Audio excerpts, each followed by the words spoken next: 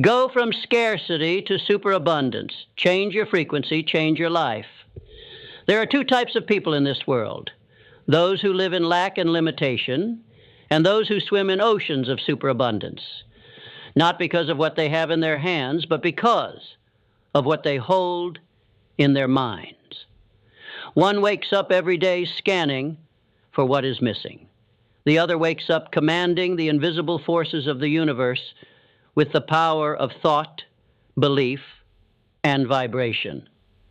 This is not fiction. This is not wishful thinking. This is law, as certain as gravity, as precise as the rising sun.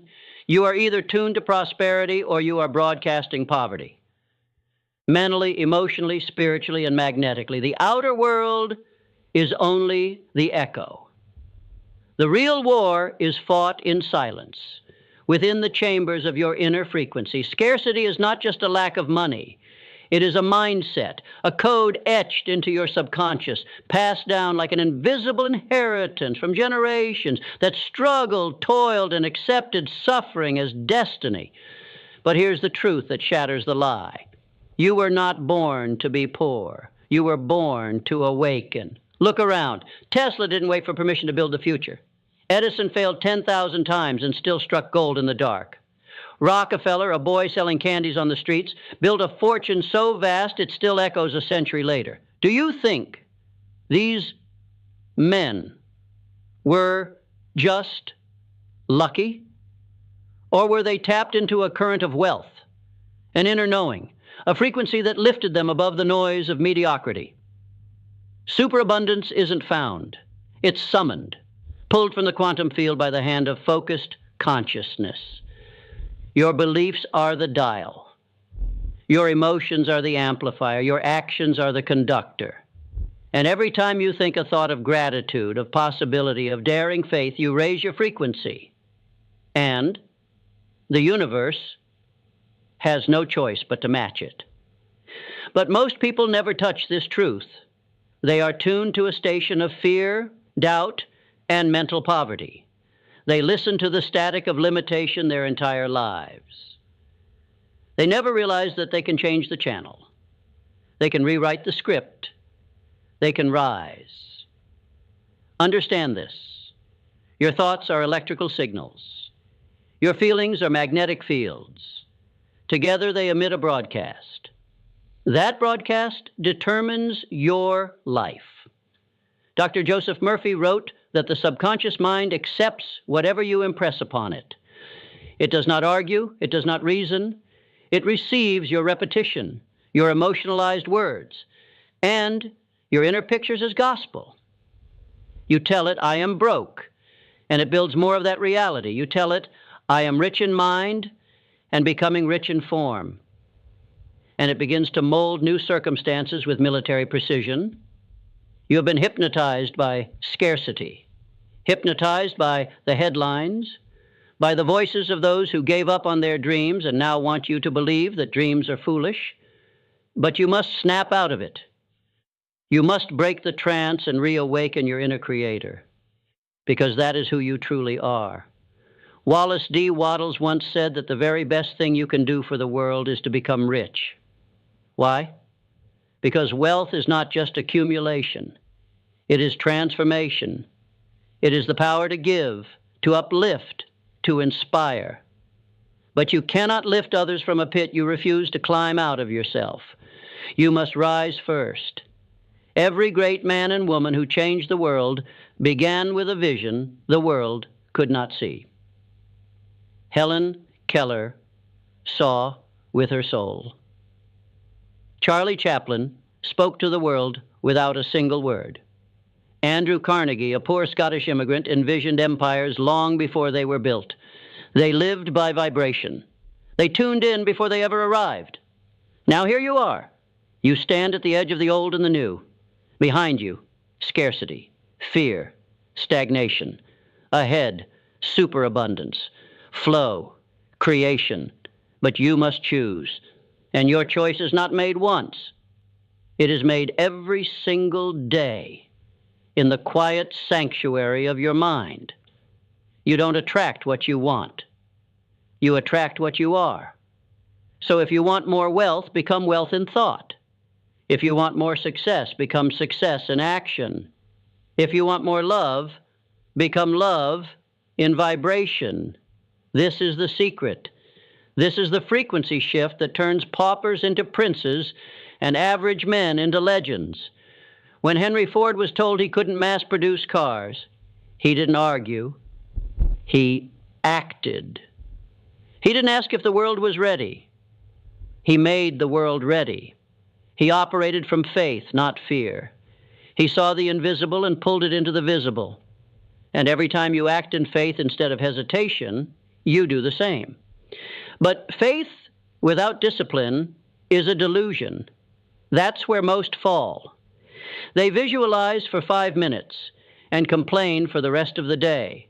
They affirm wealth while doubting in their hearts. They meditate once, then drown themselves in mental garbage. You must become ruthless in your mental hygiene. You must guard your mind like the vault of a billionaire. Discipline is spiritual armor. It is not punishment. It is power. It is the proof that you believe in your vision.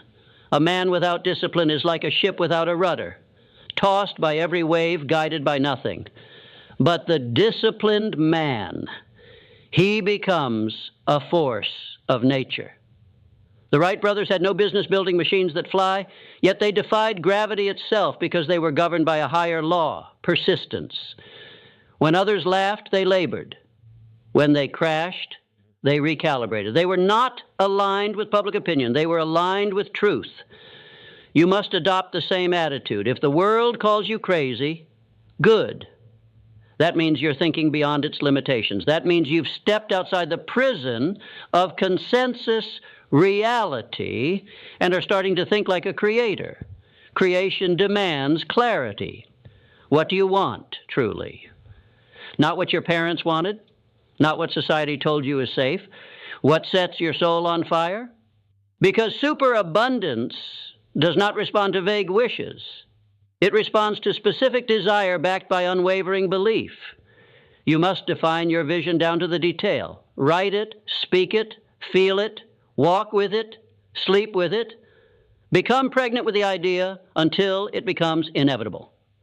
Until the universe bends to your will, not by force, but by frequency.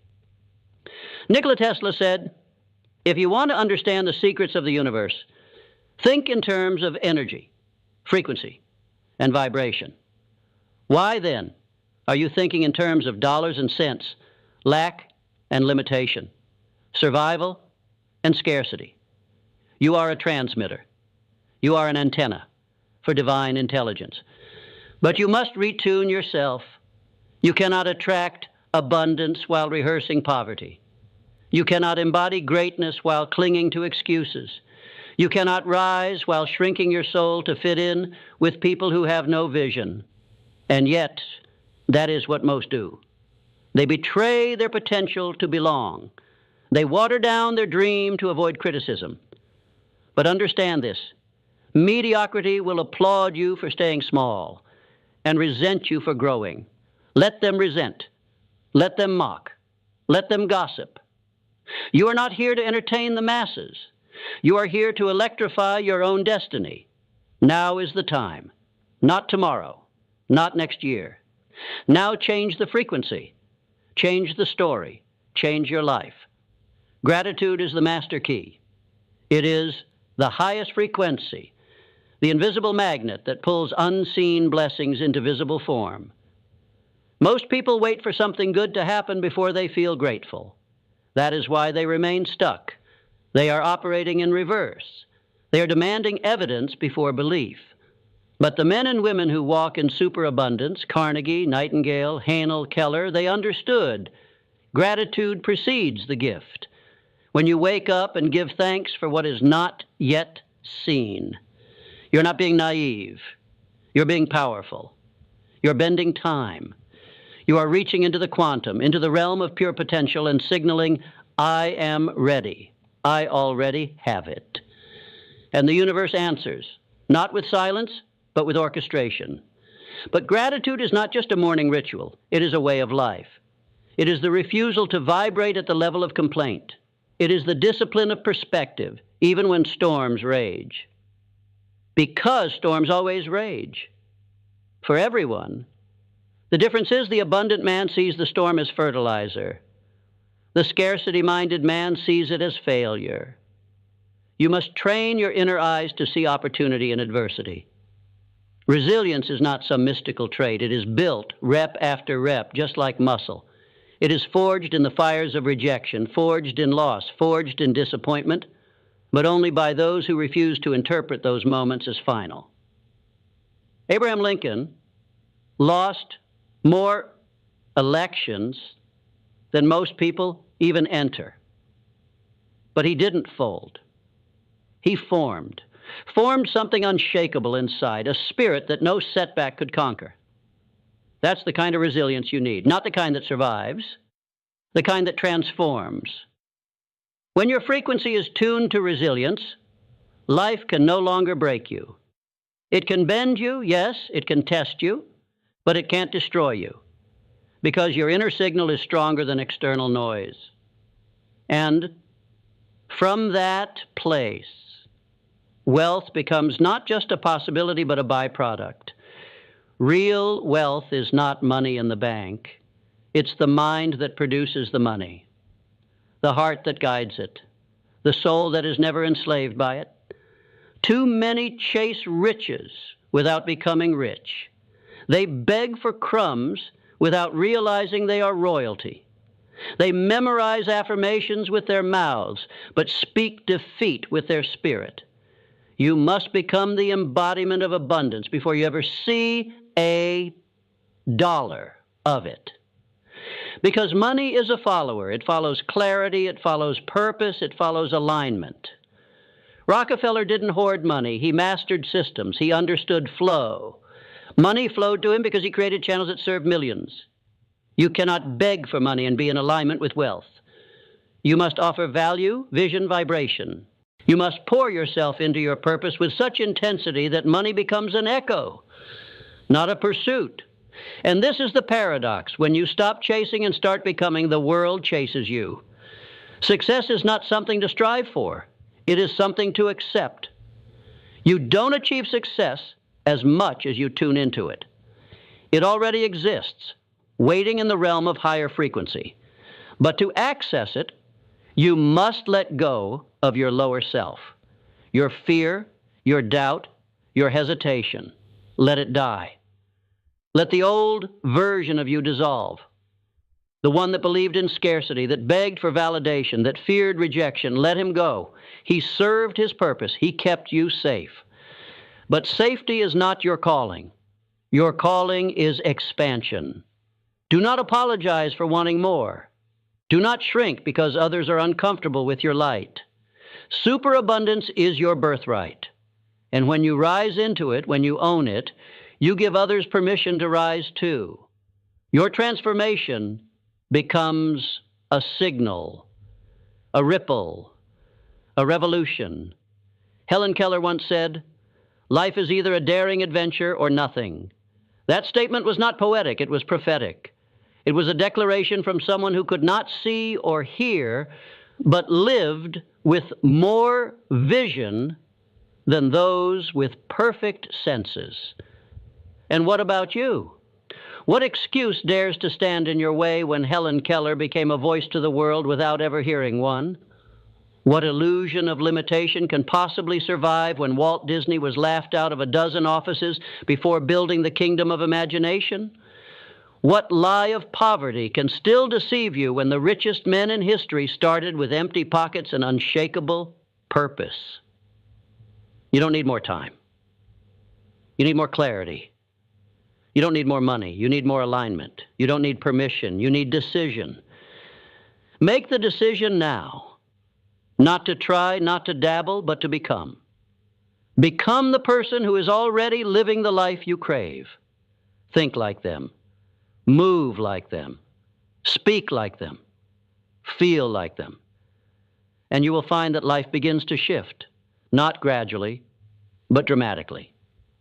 The moment you shift your frequency, the world rearranges itself. People appear, ideas ignite, circumstances pivot, not because the world changed, but because you changed your position in it. Frequency is not magic, it is math. It is the natural response of a responsive universe. What you emit, you invite. What you believe, you become. What you focus on, you grow. The laws are clear. It is we who are often cloudy, but not anymore. Right now, you are remembering who you are. You are not a victim. You are not a beggar. You are not a mistake. You are not a statistic. You are a creator, a channel, a living broadcast tower of divine intelligence, and you have the power to choose the signal. Choose abundance. Choose gratitude. Choose bold, relentless faith. And act. Move in the direction of your vision, even if your legs tremble. Speak your affirmations, even if your voice shakes. Walk by faith, not by sight. Because the sight you have now is a reflection of your old frequency. The new world is waiting, but it will not lower itself to meet your doubts. You must rise. You must decide to never again bow to scarcity. Not in your thoughts, not in your words, not in your actions, not in your energy. Because the moment you say enough is enough, the moment you draw the line and refuse to live one more day in energetic poverty, something ignites, something ancient, something unstoppable. And that flame will guide you to a life you never believed possible, but always knew was meant for you. You've lived long enough on the wrong frequency, long enough haunted by bills, haunted by doubt, haunted by the constant gnawing anxiety that you're running out of time, running out of chances, running out of yourself. But the truth is, you've only been out of tune. Your station has been broadcasting scarcity, and life, faithfully, has been echoing it back. But now you reach for the dial, and for the first time, you choose differently. You tune into a new identity, a new reality. You choose to vibrate at the level of power, clarity, peace, conviction, and wealth. You choose the frequency of superabundance. And when you choose that, everything changes. You begin to speak differently, not with the defeated language of the weary, but with the energized tone of a builder, a visionary, a soul on fire. The world feels this. Your aura shifts. People react to you before you even open your mouth. You don't walk into rooms anymore. You command them. This is not arrogance. This is alignment. This is what happens when you stop doubting your worth and start embodying it. Andrew Carnegie once said, "Think of yourself as on the threshold of unparalleled success." Not because success is promised, but because success is summoned. It is the response to a mind and spirit that refuses to live beneath its calling. When you raise your internal ceiling, the external ceiling disappears. Your job is not to chase money, it's to expand capacity, to become the kind of person to whom wealth flows naturally. That's what superabundance is, not just having more, but being more. Becoming so tuned into prosperity that it no longer surprises you. It recognizes you. You become a match for what you once only dreamed of. And the world adapts. Circumstances shift. Resistance weakens. Because you are no longer trying to force life to respond to your fear. You are allowing it to respond to your truth. Imagine waking up each day with the quiet knowing that all your needs are met. That money comes not from toil alone, but from flow. That your work is sacred. That your voice is valuable. That your ideas are currency. That you don't need to beg for crumbs when you're meant to sit at the table of kings. Can you feel that? That is the vibration of superabundance. And it is not reserved for the elite. It is not locked away in vaults or written in bloodlines. It is available. It is accessible. It is already yours, but only if you claim it. And to claim it, you must let go. Let go of the story that you're not good enough. Let go of the illusion that wealth is only for others. Let go of the shame of your past. Let go of the opinions of people who've never built anything. Let go of the safety of smallness. The caterpillar does not negotiate with the cocoon. It breaks through, and so must you. This is your metamorphosis. This is the moment the old identity dies, not with sadness, but with celebration. Because the scarcity version of you was never the real you. It was the masked version, the domesticated version, the version built by other people's fears. But now you return. You remember. You become. Become the frequency of creation itself. Feel it in your chest. Feel it in your breath. The pulse of infinite intelligence, beating through your body like electricity through wire.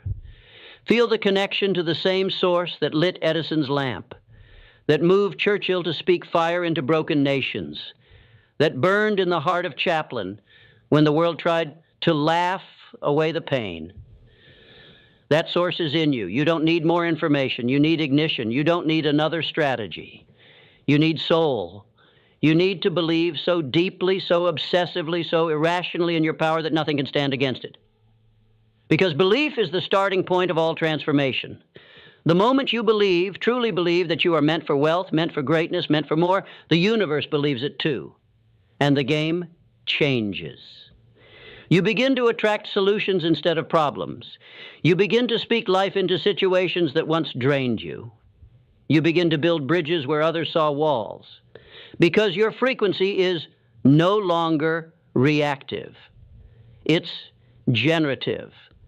You are no longer a mirror. You are the sun. And you shine. Everywhere you go, you illuminate possibility. You don't just talk about change, you are change. You don't just wish for abundance, you emanate it. And in doing so, you awaken others.